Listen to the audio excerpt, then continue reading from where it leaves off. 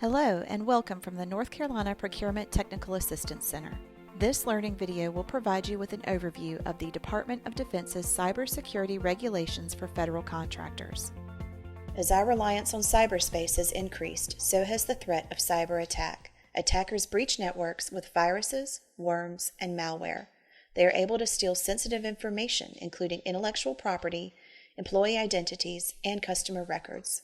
As you might have seen in the news, over the past several years, there have been many high-profile breaches in both the public and private sector, such as Equifax, Target, and the Federal Office of Personnel Management. It is well known that government agencies are often targets of attacks from a wide range of threats.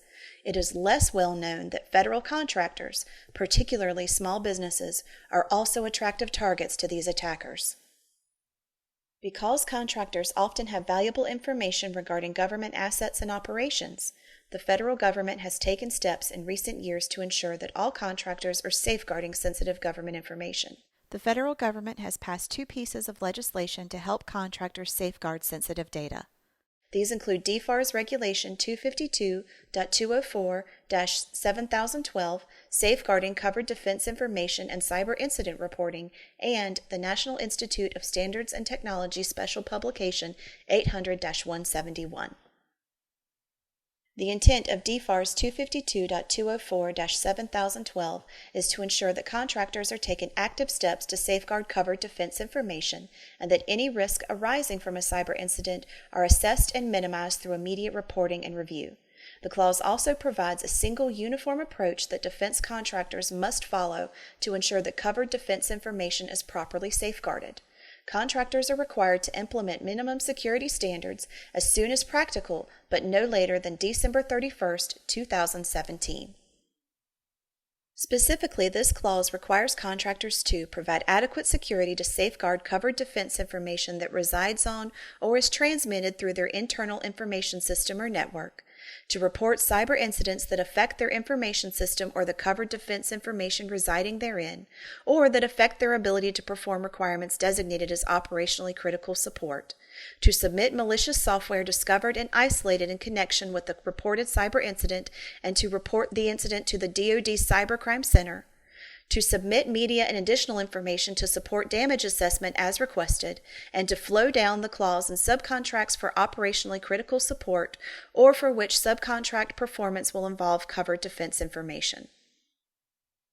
Covered defense information is defined as unclassified controlled technical information or other information as described in the CUI registry that requires safeguarding or dissemination controls pursuant to and consistent with laws, regulations, and government-wide policies and is marked or otherwise identified in the contract, task order, or delivery order and provided to the contractor by or on behalf of the Department of Defense in support of the performance of the contract, or is information collected, developed, received, transmitted, used, or stored by or on behalf of the contractor in support of the performance of the contract. Covered defense information may include engineering drawings and data, specifications, process sheets, manuals, datasets, studies, and computer software and code. Covered defense information does not include internal contractor information that is incidental to the contract, such as human resources or financial information. Contracting officers are responsible for ensuring that CDI is identified in contract documents and performance. To safeguard covered information, contractors are required to provide adequate security on their information systems and networks.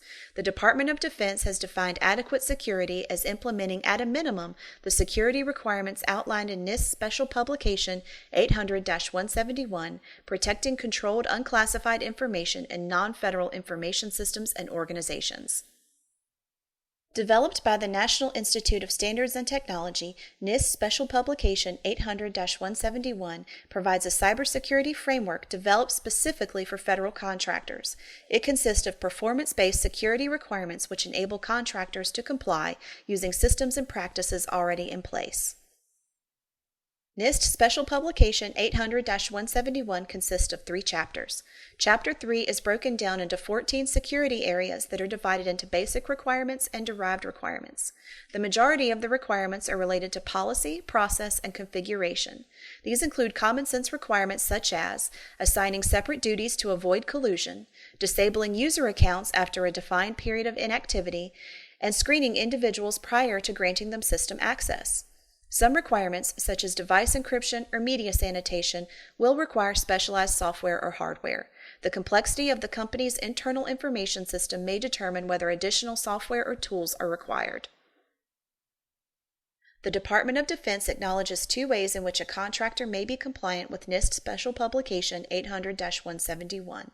By fully implementing all security requirements outlined in the NIST publication and documenting the implementation with a system security plan, or by implementing all security requirements possible and documenting what requirements were implemented, how unimplemented requirements will be met in the future, and what mitigations will be in place until full implementation through a system security plan and plan of action. It's important to note that while contractors should attempt to meet all 110 requirements of NIST Special Publication 800-171, they are not required to immediately meet all 110 requirements provided they have an adequate system security plan and plan of action in place by the deadline. A system security plan is a formal document that provides an overview of the security requirements for the system and describes the security controls in place or planned for meeting those requirements.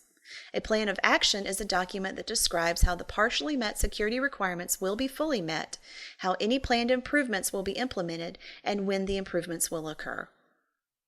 To achieve compliance, the Department of Defense recommends the following approach.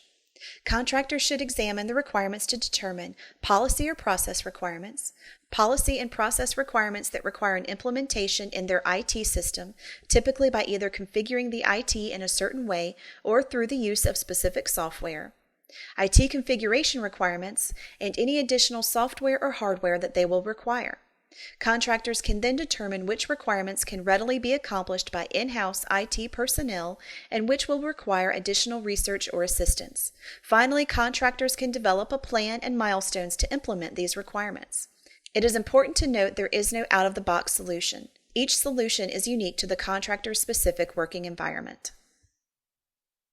Ultimately, it is the contractor's responsibility to determine whether it has implemented the requirements of NIST Special Publication 800-171, as well as any other security measures necessary to provide adequate security for covered defense information.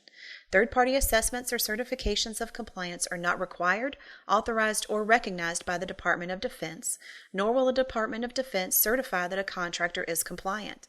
The Department of Defense may, however, include compliance as a factor when determining if it is advisable to pursue an agreement with the contractor. Since the deadline has now passed, existing contractors should now have their compliance documented with the system security plan and plan of action as it applies. New contractors should develop and document their system security plan and plan of action prior to pursuing any contract that includes covered defense information. It is important that contractors are aware that the extent of their compliance can be a competitive discriminator, particularly in contracts dealing with sensitive covered defense information.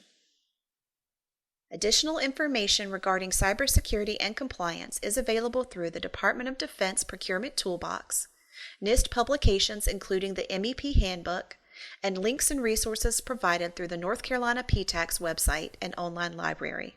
Thank you for watching the North Carolina PTAX learning video on cybersecurity. Additional information about cybersecurity and compliance can be found on our website at www.nc-ptac.org.